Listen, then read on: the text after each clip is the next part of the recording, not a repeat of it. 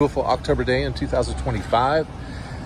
I'm here at this shopping plaza, specifically this shopping plaza because the last homeless shelter that my wife and I volunteered at, I always ask the homeless people where are they treated the worst, and quite a few of them said that this shopping plaza here in Riverside in Jacksonville is one of the worst areas for the homeless. They are not tolerated here.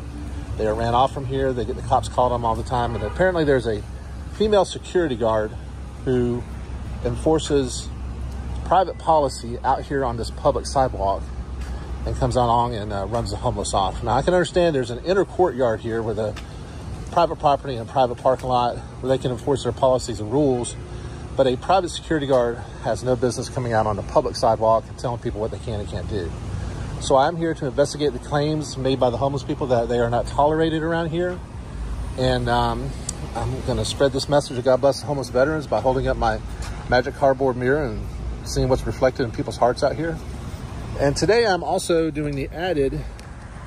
Before we dive into this unfolding situation, let's set the stage, because what you're about to witness is more than a simple afternoon stroll with a camera. This plaza in Riverside, Jacksonville has become infamous among the homeless community, a place where they say they're targeted, pressured, and pushed off public sidewalks by private security. And today, Jeff isn't here by coincidence. He's here on a mission, to test those claims firsthand, while exercising not one, but two constitutional rights, free speech and open carry. But things get even more interesting when you realize this isn't just about filming or making a statement. The reactions from store employees, security, and citizens will reveal a deeper tension: fear versus rights, policy versus law, and perception versus reality. Watch closely as conversations shift, accusations rise, and the presence of a firearm amplifies every interaction. Ask yourself as you watch, are people reacting to the message, the man, or the gun? Is this concern, or discrimination? And what happens when panic, misunderstanding, and assumptions collide on a public sidewalk?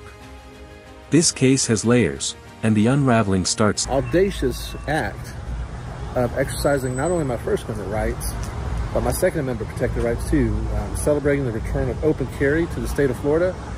And I am carrying my Glock 40 caliber in my Kenai chest holster.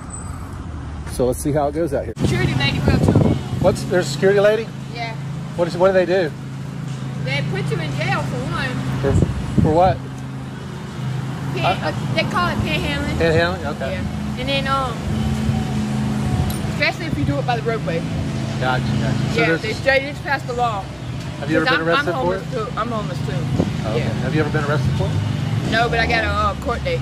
Oh, okay. Yeah. Gotcha. Yeah, the security guard, she walks around here. Uses the department. Gotcha. She's big. All right. You have a blessed day. Have a nice day. You too. Thank you. God bless you.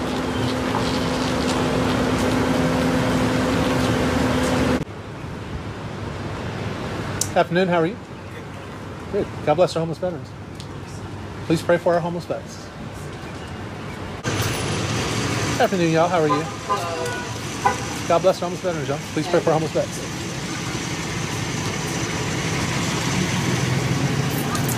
Afternoon, sir. How are you? God bless our homeless veterans.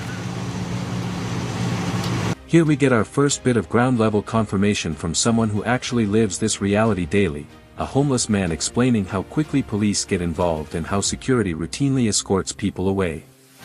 Notice the hesitation in his voice. He's used to this routine. What's important here is that even he can distinguish between the private inner courtyard and the public sidewalk, which means he understands his rights better than many security guards do. When vulnerable people start repeating the same complaint, being run off, intimidated, or threatened with arrest, that's when patterns emerge. And patterns matter.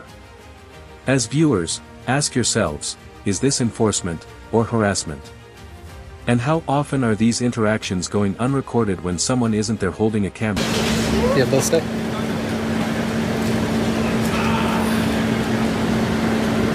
You're welcome.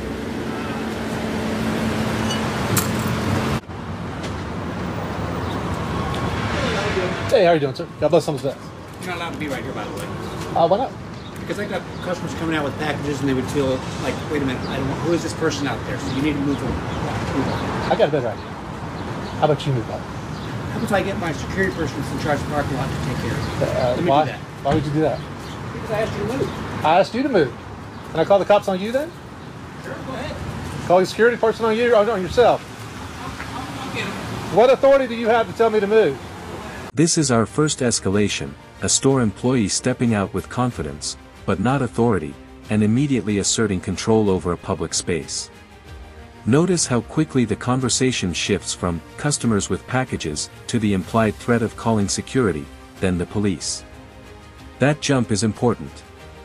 When someone insists you move from a public sidewalk without legal standing, that's not just confusion, that's overreach. And Jeff responds exactly how someone confident in their rights would: calm, questioning, and firm. The contrast is striking. The employee can't articulate what law is being broken, because no law is. Yet the insistence continues. This is exactly how countless wrongful police call. Good afternoon, man. How are you? God bless you. I saw the no soliciting, no loitering sign. That's my favorite place to loiter and solicit, right next to one of those signs. You have nothing better to do, don't you? I haven't. It's my life right here, man. This is it. I see that. You're doing great. This is all my. This is my life. Good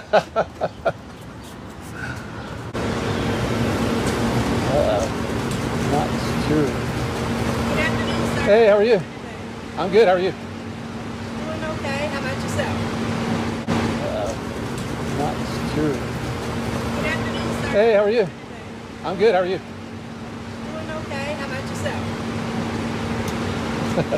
All right. I do have a question with your sign because it's private property. Okay. There's no loitering or soliciting, okay? Yeah, I noticed there was a no loitering and no soliciting sign right there, and that's a place I love to do it. So I love to come right where there's a sign that says no loitering, no soliciting, and that's where I come to do it, man. All right? This part is incredibly telling. The sign is posted on private property, but it faces and is visible from the public sidewalk, creating the illusion that the rule applies everywhere. And that illusion is often enough to intimidate people who don't know better. Jeff intentionally positions himself near the sign to test this very misconception. What's fascinating is how often signage like this is used as a psychological barrier, misleading people into compliance even when they're legally allowed to be there. And for a homeless person with no resources or legal knowledge, these signs become weapons, not of law, but of fear. Keep that in mind as more calls start. Hey, sir. How you doing? Good. How are you? Good. Know why I'm probably talking to you? Probably, yeah. How you doing? Understandable. We've just had some few calls. I know it's an open carry state now in Florida. You're probably just embracing it. Yeah, and I'm not going to touch it or anything like that. It's in As my long as you holster. don't do that. I just asked, like, because you have a sign. Do you mind just keep walking a little bit? Just don't stand in front of the store. Because we've had a few calls in front of the store. Right. So if you just keep on just walking, then I think it'll be pretty good and you're still able to embrace. Well, I like. what you I put in wanted my to heart put to out. stand here for a little while. I'm not going to like live here or anything like Right. that. Like I put in my heart to stand here, and I intend to stay here until my heart's. We get to the chain reaction of fear, misunderstanding, and exaggeration. Listen closely to the caller's descriptions: a very large homeless man, aggressively panhandling, intimidating, a very large gun. None of these claims align with what we've seen on video so far. There's no aggression, no threatening behavior, just presence. But perception often overrides reality, especially when a firearm is involved. This is the danger of suspicious person calls. Subjective fear becomes objective police action. Notice also how callers keep switching between not understanding gun laws and assuming criminal intent. This is how innocent people get hurt, not by what they do, but by what others assume they might do. I mean, that's fair. Yeah. Okay. That's fair. But I just want to, because we had like maybe 2, 3, 4 calls already. Really? What were the calls embracing about? It was just saying that there was a gentleman with a gun strapped on his chest. Oh, okay. But Good afternoon. God bless some space. that's But that's all I'm doing. Yep. That's what I'm doing. You Yep. saw it. And I'm I mean, pretty like sure I they said, called with on me. Florida, it is an open carry Yeah, it's state open carry now. now, So yeah. And everybody keeps saying they passed a new law, but that's not a new law. It's just a court decision that said Yep. the existing law was exactly. unconstitutional. So. Yep. Exactly. So. Well, God bless you. Thank you for respecting my rights. We're just requesting you not to, you know, don't be harassing anybody. Just keep minding your P's and Q's, and you'll be all good. Absolutely. I'm all about that. Okay. All right. All right. God bless you. Yep, Stay safe out there. All right. Well, there you have it, folks. Seems like the claims of this female security guard running people off from the public property out here are true. As you can see, they put these signs up. It says private property, no soliciting, no loitering, no trespassing. The only problem with that is it's out here along this public sidewalk, and it tends to make people think that this is private property, which it is not. So cops did get called. The JSO officer did come, and she was aware that I had the right to be out here. Of course, that's me. They know who I am, but how would they have treated an actual homeless person, right? So let's get the phone calls and the body cams, and let's see what was said out here. God bless the homeless veterans. Maybe the security guard will learn to patrol her private property and stop coming out here on public property and telling people. Turning point, an officer who actually understands the law. Notice her tone, calm, respectful, non-accusatory. She knows it's open carry, she knows Jeff is within his rights, and she chooses conversation over confrontation, which is exactly what good policing looks like. Compare this to the panic in the phone calls. The officer confirms multiple calls came in, yet she handles it professionally, asking for cooperation rather than demanding compliance. This moment highlights the difference between policy pressure, stores wanting him gone, and lawful authority, the officer acknowledging he can stay. It's a perfect example of how training, and composure, can make all the. At this stage, the investigation speaks for itself. The officer respected public rights, but the private security reports and employee complaints reveal a troubling pattern, selectively enforcing rules on people they perceive as homeless, even outside their jurisdiction. The fact that multiple callers exaggerated the situation reinforces how easily bias influences public safety responses. If Jeff hadn't been recording, if he weren't known to local law enforcement, this could have gone very differently. And that raises a heavy question: what happens when someone without a camera or credibility faces these same accusations? The imbalance of power becomes painfully clear. 222222222222222. This entire encounter gives us a stark look into how public rights can clash with private assumptions. Jeff demonstrated not only his lawful right to stand on a public sidewalk, but also the importance of documenting interactions that could easily escalate for someone without a camera or community presence. The officer handled the situation properly, respecting constitutional rights while navigating multiple exaggerated complaints, proving that good policing is both possible and necessary, but the deeper issue remains: misplaced authority, fear-based assumptions, and unequal treatment of the homeless. If you found this case as shocking and revealing